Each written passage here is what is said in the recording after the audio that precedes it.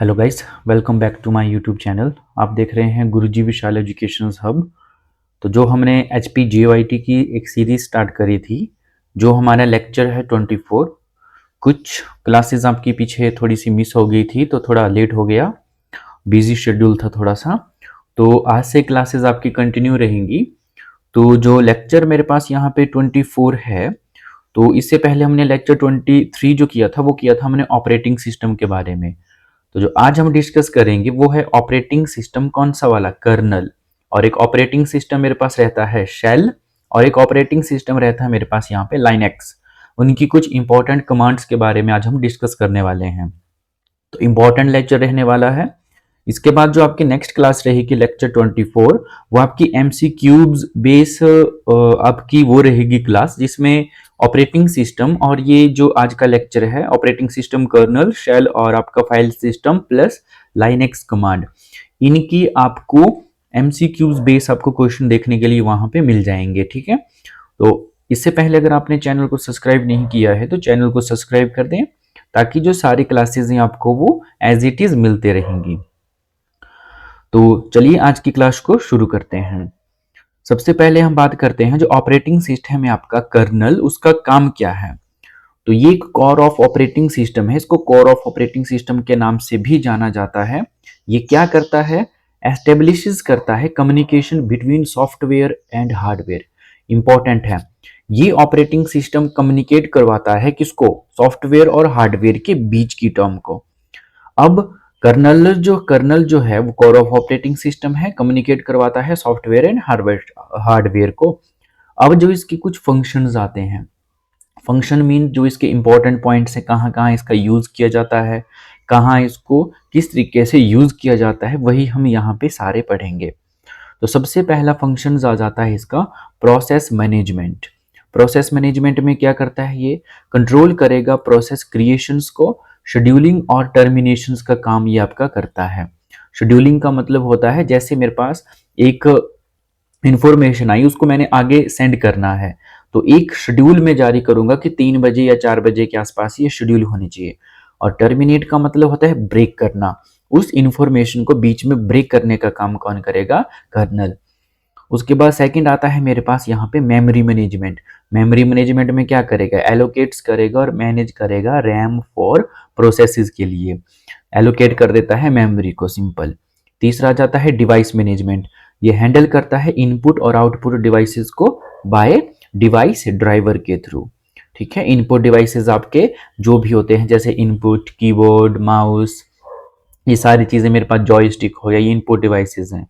और output devices में कौन कौन से आते हैं आपके, आउटपुट डिवाइसेस में बात करूं तो जैसे मॉनिटर हो गया, प्रिंटर हो गया, प्लॉटर हो गया, ये सारी चीजें किस में आती हैं, आउटपुट डिवाइसेस में।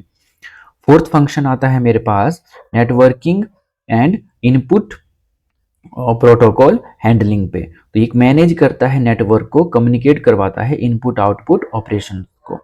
और कुछ इसके आर्किटेक्चर डायग्राम भी है, आप देख सकते हो। जो एक सॉफ्टवेयर होता है जिसको हम एप्लीकेशंस भी, ये कर्नल के साथ अटैच होता है, जिसको ऑपरेटिंग सिस्टम के नाम से जाना जाता है। और लास्ट में आता है हार्डवेयर, जिसमें CPU, रैम और डिस्क मेरे पास काम करती है। तो जैसे CPU से एप्लीकेशंस या CPU से एक इंफॉर्मेशन ली, वो जाएगी मेरे पास यहाँ पे किस में, कर्नल पे। कर्नल से इंफॉर्मेशन जाएगी सॉफ्टवेयर में, और यही प्रोसेस रिपीट होता है, सॉफ्टवेयर से जाएगी कर्नल में, कर्नल कर्नल और कर्नल से जाएगी मेरे पास यहाँ पे हार्डवेयर पे। ठीक है, तो ये कुछ इस प्रकार से आपका ऑपरेटिंग सिस्टम कर्नल जो है काम करता है। उसके बाद एक ऑपरेटिंग सिस्टम आता है जिसका नेम है मेरे पास यहाँ पे शेल, SHELL, शेल। तो शेल का काम क्या होता है, कमांड इंटरप्रेटर, ये कमांड इंटरप्रेटर के नाम से भी इसको जाना जाता है। और interface between user and operating system. User कौन होता है, जो पीसी के सामने बैठा है उसको कहूंगा मैं यूजर। और दूसरा मेरे पास आता है यहाँ पे ऑपरेटिंग सिस्टम, इसके बीच का जो इंटरफेस होता है वो कौन हैंडल करता है, शेल। अब ये कमांड इंटरप्रेटर है, और take command for user interprets them give to operating system. User से कमांड लेता है और ऑपरेटिंग सिस्टम तक ये एस्टेब्लिश करता है। और ये कैसे वर्क करता है, ये चीज आप डायग्राम से भी समझ सकते हो। यूजर टाइप कमांड आई मेरे पास यहाँ पे, जैसे मैंने कुछ यहाँ पे ए टाइप किया, उसके बाद ये इंफॉर्मेशन किसके पास जाएगी, शेल इंटरप्रेट्स। शेल इंटरप्रेटर्स का काम होगा इस इंफॉर्मेशन को इनपुट करना और उसको कर्नल एग्जीक्यूट करता है, कर्नल के पास ये सेंड करता है और वो इसको कहाँ तक पहुंचाता है, हार्डवेयर, जो कि आगे आपको आउटपुट की फॉर्म पे देखने के लिए मिलती हैं। टाइप्स ऑफ शेल की बात करूं मैं तो वो आते हैं मेरे पास नंबर 1 पे बैश शेल। बैश शेल का मतलब होता है बर्न अगेन शेल, जो डिफॉल्ट इन मोस्ट लाइनेक्स डिस्ट्रॉस पे ये काम करते हैं। ठीक है, थोड़ा सा डीप है पर थोड़ा सा आपको अंडरस्टूड करनी पड़ेंगी चीजें, जो इंपॉर्टेंट होगी मैं आपको वहीं पर ही हाईलाइट करवा दूंगा। पहला टाइप आता है मेरे पास बैश शेल। दूसरे नंबर पर आता है सी शेल, जिसको सी शेल या TCSH के नाम से भी जाना जाता है। ये सी लैंग्वेज लाइक सिंटैक्स की तरह काम करता है। ठीक है, सी लैंग्वेज आपने देखी होगी तो उसी की तरह मेरे पास सी शेल भी आपका काम करता है। उसके बाद थर्ड नंबर पर आता है कॉर्न शेल, जिसको कहते हैं कैश की CH के नाम से भी। इसको कंबाइन फीचर्स ऑफ ये बैश और सी शेल का क्या है, कॉम्बिनेशन कॉर्न शेल इंपॉर्टेंट है। लास्ट आता है जेड शेल, जिसको ZSH के नाम से जाना जाता है और ये extended bash with plugin support करता है। जो आपका बैश यहाँ पे शेल है, इसको जब एक्सटेंड किया जाता है प्लगिंग के साथ, जैसे प्लगिंग में कोई भी इनपुट डिवाइसेस है मेरा वो प्लग हो रहा है, ठीक है, तो उसके लिए मैं यूज करता हूँ यहाँ पे जेड शेल का। ठीक है, आगे हम बात करते हैं यहाँ पे ऑपरेटिंग सिस्टम आता है मेरे पास एक फाइल सिस्टम। तो फाइल सिस्टम क्या है, एक ऐसा मेथड है एंड डाटा स्ट्रक्चर है जो used track files on disk on partition. File system का मतलब होता है मेरे पास एक ऐसा मेथड है ये जो डिस्क को और जो उसकी पार्टीशन है उसको, जो फाइल्स है फाइल की आप बोल सकते हो, फाइल जो डिस्क की फाइल है या पार्टीशंस उसकी है, उसको ट्रैक करने के लिए मैं किसका यूज करता हूँ, फाइल सिस्टम का। तो एक मेथड है जो data structure use by operating system keep track on file on disk और पार्टीशंस। अब सबसे पहले जो आता है मेरे पास वो आता है fat, file allocation table, important है। फाइल एलोकेशन टेबल का मतलब होता है एक ओरिजिनल माइक्रोसॉफ्ट फाइल सिस्टम है अपना, माइक्रोसॉफ्ट का अपना फाइल सिस्टम है, वो ट्रैक करता है फाइल्स को यूजिंग एलोकेशन टेबल से। कैसे, सबसे पहले तो फैट मेरे पास यहाँ पे 12 आता है जो 1980 में फाउंड किया गया। फिर फैट 16 आता है जो कि 1984 पे उसकी लिमिट थी आपकी 1880 MB। फिर फैट 32 आया 1996 पे और मैक्सिमम 16 टेराबाइट, जो कि आज की डेट में यहाँ पे लेटेस्ट है। माइक्रोसॉफ्ट का फाइल एलोकेशन टेबल हम इसी का ही यूज करते हैं, फैट 32 का। नेक्स्ट मेरे पास आता है यहाँ पे NTFS, फुल फॉर्म आ जाती है new technology file system. New technology file system ये एक एडवांस्ड विंडो फाइल सिस्टम है जो सिक्योरिटी के लिए, इंक्रिप्शन के लिए और जनरलिज्म के लिए ये काम किया जाता है। और विंडो NT यहाँ पे आपकी डेवलप हुई थी 1993 में। विंडो 200 XP, विस्टा 7, 8, 10, 11 का यूज यहाँ पे करते हैं ये NTFS का। लास्ट आता है इम्प्रूव्ड फैट स्पॉड लार्जर फाइल। जब मेरे पास फैट जो थी फाइल एलोकेशन टेबल, तो यहाँ पे कम MBs थी और इसको अगर ज्यादा इंप्रूव करने के लिए किसका यूज किया गया, NTFS का, न्यू टेक्नोलॉजी फाइल सिस्टम का। उसके बाद मेरे पास आता है यहाँ पे HFS, जो कि हिरार्टिकल फाइल सिस्टम है। ये एप्पल के द्वारा एक मैक ऑपरेटिंग सिस्टम्स है, इनका एक फाइल सिस्टम है अपना जो हिरार्किकल डायरेक्टली स्ट्रक्चर है और यूज्ड बाय करता है ऑपरेटिंग सिस्टम या मैक ऑपरेटिंग सिस्टम और replaced by APFS in new max.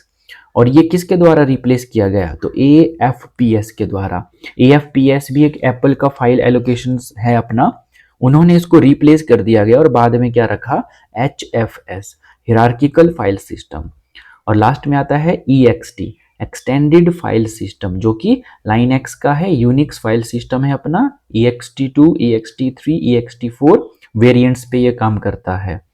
तो डिफॉल्ट ऑफ द मोस्ट डिस्ट्रॉस, जितने भी आपके सारे के सारे ये लाइनक्स पे काम करते हैं, तो डिफॉल्ट कौन सा आता है इसमें, EXT2। ठीक है, तो ऑपरेटिंग सिस्टम मेरे पास ये कुछ थे, फाइल सिस्टम है जिसमें अलग अलग एलोकेट करते हैं पार्टीशन और डिस्क को, जो कि एक डाटा को ट्रैक करने पे मदद करता है। ठीक है, वही आपके ये सारी चीजें थी।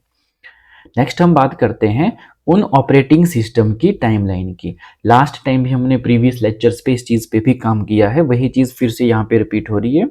तो आई होप कि इस चीज़ पे आपको अच्छे से सारी चीज़ें एक्सप्लेन हो रही होंगी। तो सबसे पहले मैं बात करता हूँ यूनिक्स। यूनिक्स मेरे पास एक ऑपरेटिंग सिस्टम था। ये कब डेवलप किया गया? 1969 पे। और इसका काम क्या था? Multi user multitask. Second number पर आता है मेरे पास 1981 पे। कौन? M S DOS. और ये किसका है? माइक्रोसॉफ्ट फर्स्ट ऑपरेटिंग सिस्टम है ये। उसके बाद थर्ड आता है विंडोज, जो कि 1985 में फाउंड किया गया, और ये graphical user interface operating system है आपका। फोर्थ नंबर पर आता है मेरे पास लाइनेक्स। लाइनेक्स जो था वो कब फाउंड किया गया? 1991 पे। और किसके द्वारा? लाइनस टॉरवाल्ड्स। लाइनस टॉरवाल्ड्स। उसके बाद आता है सिम्बियन। सिम्बियन भी एक ऑपरेटिंग सिस्टम है जो कि 1998 में फाउंड किया गया। किसके द्वारा? ये एक मोबाइल ऑपरेटिंग सिस्टम है। कौन सा? नोकिया का। इंपॉर्टेंट है। उसके बाद आता है एंड्रॉइड। ये भी एक ऑपरेटिंग सिस्टम है। फाउंड कब किया गया? 2008, सॉरी 2003। और इसको फिर से अपडेट किया गया था 2008 पे। और ये गूगल मोबाइल ऑपरेटिंग सिस्टम है। ठीक है, इंपॉर्टेंट है। उसके बाद आता है काली लाइनेक्स। ये 2013 पे फाउंड किया गया, और ये एथिकल हैकिंग ऑपरेटिंग सिस्टम है। जितने भी आपके हैकर्स होते हैं ये काली लाइनेक्स का ही ऑपरेटिंग सिस्टम का यूज करते हैं। कुछ important point. First operating system कौन सा था? वो था जीएम ऑपरेटिंग सिस्टम, जो कि 1956 में फाउंड किया गया। किसमें? IBM 701 पे। और किसने? गैरी किल्डाल क्रिएटेड, इसने किया था। कौन सा? CP/M operating system. कब? 1974 पे। और एंड्रॉइड रिलीज कब किया गया? 2008। ठीक है, एंड्रॉइड फाउंड किया गया 2003, रिलीज्ड किया गया 2008 पे।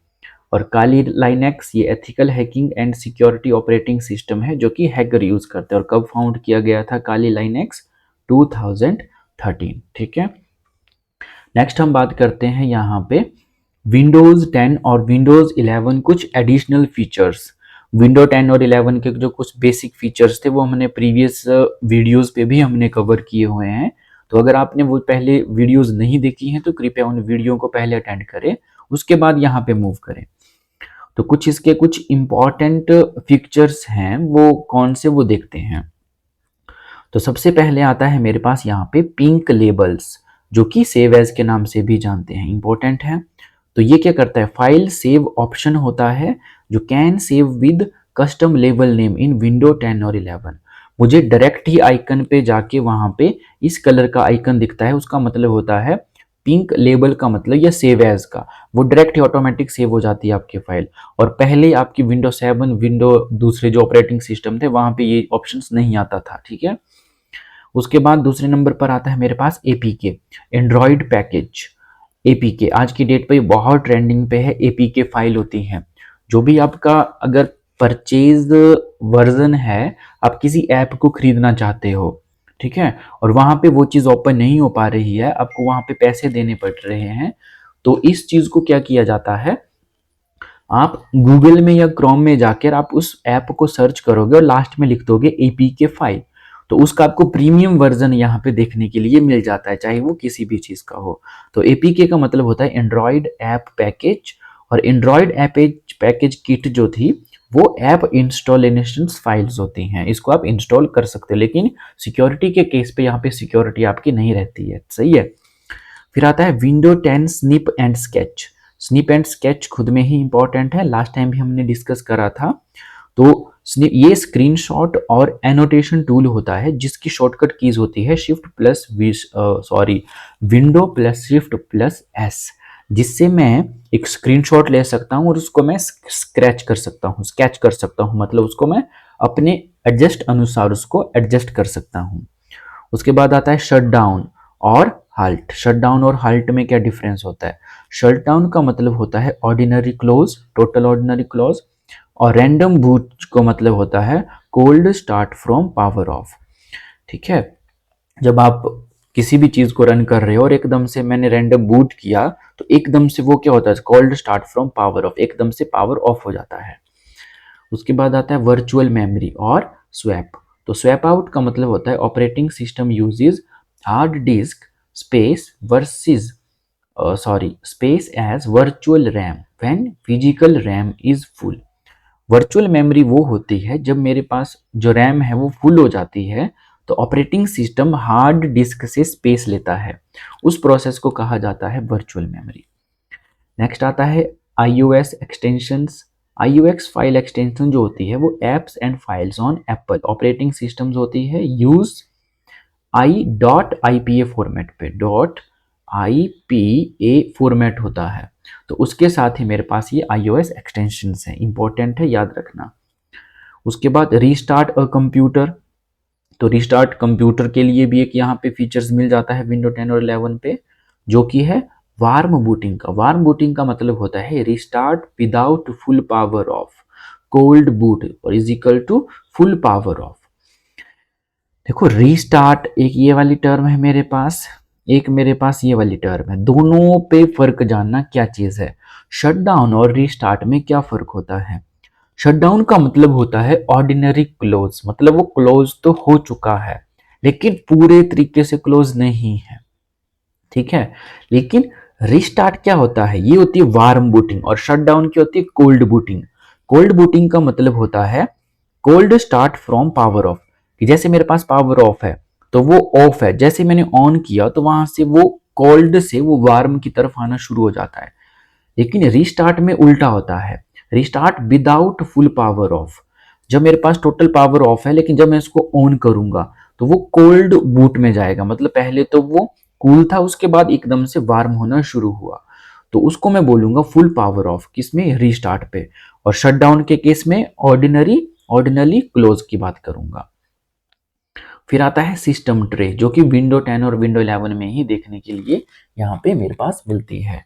तो नोटिफिकेशन एरिया, इसमें शो क्लॉक होती है, कुछ नेटवर्क है, वॉल्यूम है, बैटरी है, आइकन्स यहाँ पे बॉटम राइट में मुझे देखने के लिए मिलते हैं। ये फीचर सारे सारे विंडो 10 और विंडो 11 के थे। उसके बाद नेक्स्ट आ जाता है most important, Linux operating system. Linux operating system में क्या होता है, कुछ इसकी फेमस कमांड्स हैं, उसके बारे में हम डिस्कस करते हैं। तो 1 से लेकर 9 तक ये नेविगेशन कमांड है, और फाइल ऑपरेटिंग सिस्टम के कुछ परमिशंस हैं, वो कौन कौन से उसको जानते हैं।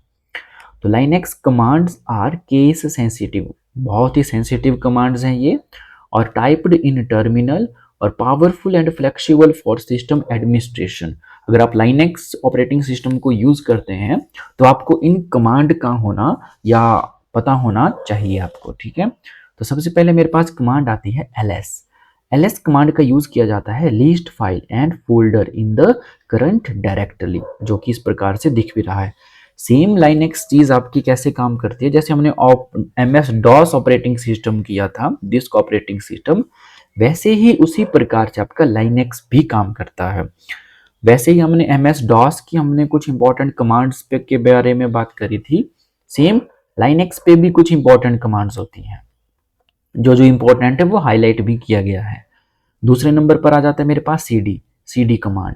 इसका यूज किया जाता है change directly from current directory to another one. उसके बाद CP कमांड है, कॉपी द सोर्स फाइल और फोल्डर टारगेट। उसके बाद MB कमांड है, move source to the target and remove the source.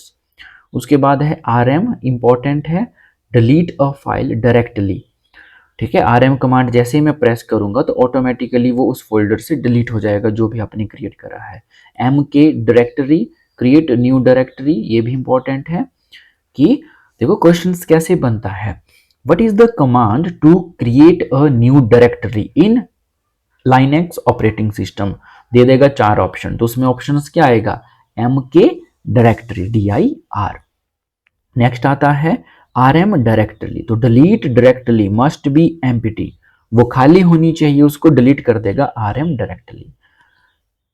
Chown, CHOWN command, change the owner of a file और directory, जो उसका उस ऑनर ने उस फाइल को क्रिएट किया है उसको हम चेंज कर सकते हैं CHOWN कमांड यूज करके।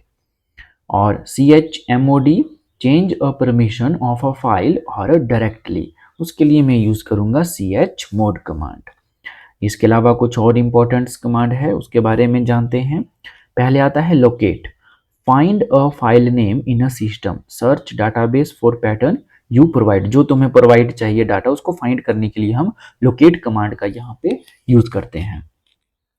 नेक्स्ट आता है मेरे पास अप, APDATE अपडेट DB, तो update the database used by the locate command. Date simple, print today date और just type on date on a shell, simple सी बात है। TAR command several file into achieve to compressions on if you want, जो भी आपको archives करनी है file उनको कंप्रेस करना है तो मैं टार कमांड का यहाँ पे यूज करूंगा। नेक्स्ट कमांड आती है cat, display file content to screen without limit. Next आती है less, display file content with scroll screen या navigate using page up, page down, home या एंड, ये 4 कमांड्स हैं। उसके बाद आता है grep, search for a string in specified file and display which line contained matched string. Password, use the change the password. DU, calculate the disk usage by the file of a directly, मैं command use करूंगा DU। Next मेरे पास आती है यहाँ पे लाइनएक्स command कुछ 1920 जो reboot और हाल्ट के केस पे आती है, ठीक है। तो रिबूट आपको पता भी होगा, ये रिबूट का काम क्या होता है, reboot the system immediately, just type reboot command में यूज करूंगा तो ऑटोमेटिकली आपका सिस्टम यहाँ पे रिबूट हो जाएगा लाइनएक्स ऑपरेटिंग सिस्टम पे, और इमीडिएटली रिस्टार्ट करेगा कंप्यूटर को विदाउट एनी कन्फर्मेशंस, कन्फर्मेशन में नहीं मांगेगा कि यस और नो।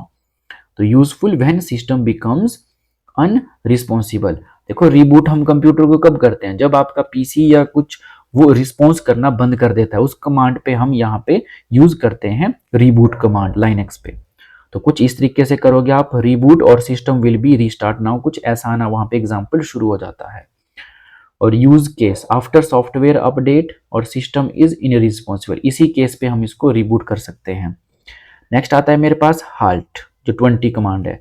तो हाल्ट का क्या होता है, शट डाउन द सिस्टम और make sure close all file first, पहले सारी फाइल आपकी ऑफ होनी चाहिए, उसके बाद ही मैं हाल्ट कमांड को यूज कर सकता हूं। और क्यों यूज की जाती है हाल्ट कमांड लाइनएक्स पे, क्योंकि कंप्यूटर को शट डाउन करने के लिए। तो shut down the system but make sure to close all your file to avoid data loss, सारी फाइल आपकी ऑफ होनी चाहिए ताकि आपका डाटा यहाँ पे जो है लॉस ना हो सके। तो जैसे मैं हाल्ट करूंगा और आपका क्या जाएगा, system will be shut down और क्लोज ऑल फाइल फर्स्ट, इस तरीके से। और कुछ वार्निंग भी देखने के लिए मिलेगी, always save the close file before running halt, running command से पहले आपको सारी फाइल आपको यहाँ पे क्लोज करनी पड़ेगी, ठीक है। नेक्स्ट आता है मेरे पास यहाँ पे आपका लाइनएक्स कमांड। तो लाइनएक्स कमांड पे कुछ रेफरेंस है, उसके बारे में, कुछ रेफरेंस टेबल के बारे में हम बात करते हैं। कुछ 20 कमांड है मेरे पास। तो सबसे पहले यहाँ पे आता है ls, तो ls का यूज किया जाएगा list file to folder to directory. दूसरा जाता है cd, जो अभी हमने पीछे करा बस वही है सारी, चेंज द डायरेक्टरी। cp का copy source to the target, mb move source to target, rm delete file और directory, mk directly create a new directory, rmdir delete a directory, chown change owner file name, chmod change permission to file directory, locate file find a file in system, update db update local file database, date print today date, tar archive or compress the file, cat display file content or screen, less display file content with scroll, grep search string file और show matches line, password जब भी आप password change करोगे तो change password का use करोगे, du calculate the disk uses, reboot system immediately, और halt आपका शटडाउन पर इंपॉर्टेंट, ठीक है। इसके बाद कुछ इंपॉर्टेंट रिवीजन जो कि हमारी लास्ट स्लाइड ही रहती है। तो क्या क्या पढ़ा हमने, कुछ ऑपरेटिंग सिस्टम हमने जाना कर्नल के बारे में, जो कि कोर ऑफ ऑपरेटिंग सिस्टम होता है। ये क्या करता है, एस्टेब्लिश करता है कम्युनिकेशन बिटवीन सॉफ्टवेयर और हार्डवेयर के बीच। कुछ कर्नल फंक्शंस हमने डिस्कस करे यहाँ पे, जो है process management, memory management, device management और नेटवर्क और इनपुट आउटपुट हैंडलिंग, ये इसके फंक्शंस हैं। ऑपरेटिंग सिस्टम शेल की बात करें तो ये कमांड इंटरप्रेटर है, क्या करता है, इंटरफेस करता है बिटवीन यूजर और ऑपरेटिंग सिस्टम के बीच। फाइल सिस्टम की बात करें, ये एक ऐसा मेथड है जो ट्रैक करता है फाइल किसके अंदर, डिस्क के अंदर, जो कि फैट, NTFS, HFS और EXT है। उसके बाद में बात करूं फैट 12 1918 पे फाउंड किया गया, फैट 16 1984 में जो कि 80 MB का था, फैट 32 1996 और 16 टेराबाइट का जो कि मैक्सिमम है। NTFS new technology file system है जो कि विंडोज NT 200 XP और विंडोज 7, विंडो 8, विंडो 10 और विंडो 11 पे यूज किया जाता है। एंड्रॉयड रिलीज कब किया गया, 2008, और फाउंड कब किया गया, 2003 में। RM कमांड का यूज किया जाता है डिलीट फाइल डायरेक्टली, और RM folder very powerful. MKDR create a delete directly, ये क्रिएट द डायरेक्टली और ये delete the directly, important command है। लोकेट कमांड का यूज कहाँ किया जाता है, फाइंड द फाइल, और अपडेट डीफी के फाइल का किया जाता है डाटाबेस को अपडेट करने के लिए। ग्रैब कमांड का यूज किया जाता है search string on a file, display match the line, और हाल्ट कमांड का यूज किया जाता है shut down close file to the avoid data loss. सबसे पहले आपको यहाँ पे सेव करना पड़ेगा, ठीक है। तो यही आपकी आज की क्लास, ठीक है। और बाकी जो भी आपको ये सारी चीज़ें क्लास में प्रोवाइड हो रही हैं, ये सारी चीज़ें आपको हमारे टेलीग्राम ग्रुप में भी मिल जाएंगी। तो टेलीग्राम ग्रुप का लिंक जो होगा वो डिस्क्रिप्शन में जाके आपको वहाँ पे टेलीग्राम का ग्रुप दिख जाएगा, और जैसे ही आप वहाँ पे सारी चीज़ें आपको ये PDF की फॉर्म पे मिल जाएगी, ठीक है। अगर चैनल को आपने सब्सक्राइब नहीं किया है तो चैनल को सब्सक्राइब कर दें, और ऐसे ही आप कंप्यूटर की क्लासेस और उसके MCQs जो है वो आपको यहाँ पे देखने के लिए मिल जाएंगे। और बहुत जल्द आपका ये HP GOIT का भी सिलेबस रिलीज होने वाला है, जिसमें आपके ये सारे के सारे टॉपिक होने वाले हैं, ठीक है। तो आई होप कि ये सारी चीज़ें आपको अच्छे से अंडरस्टूड हो पा रही होंगी। बाकी नेक्स्ट क्लास पे हम कल मिलते हैं। Thank you and have a nice day.